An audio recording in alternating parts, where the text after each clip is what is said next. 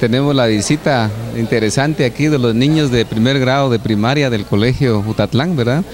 Quienes anteriormente, a través de una solicitud, las maestras de dicho grado pues solicitaron aquí a la municipalidad de que ellos quieren venir a conocer la municipalidad de acá de Santa Cruz del Quiché.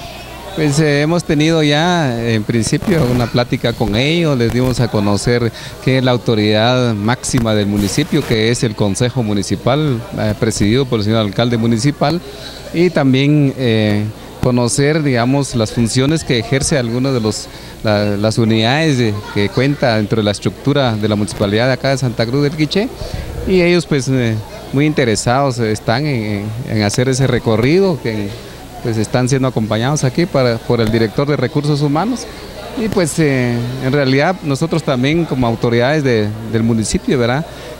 Lo vemos bien que las maestras también fomenten dentro lo que es el aspecto académico de los niños, ¿verdad?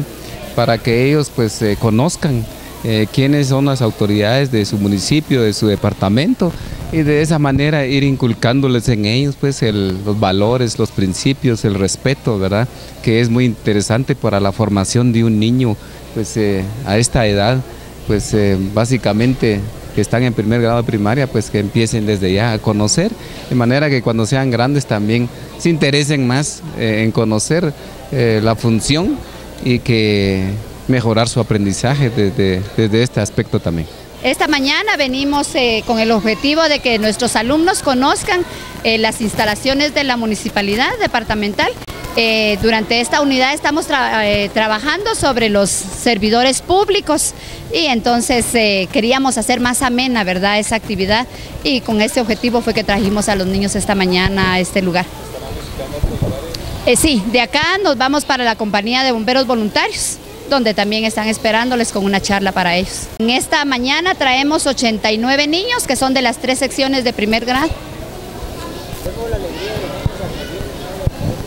Pues sí, ellos estaban muy emocionados con la idea, ¿verdad?, de que aparte de que iban a salir del colegio, el venir acá, muchos de ellos pasan frente a la municipalidad, pero nadie conocía el adentro, ¿verdad? Entonces ellos estaban muy emocionados.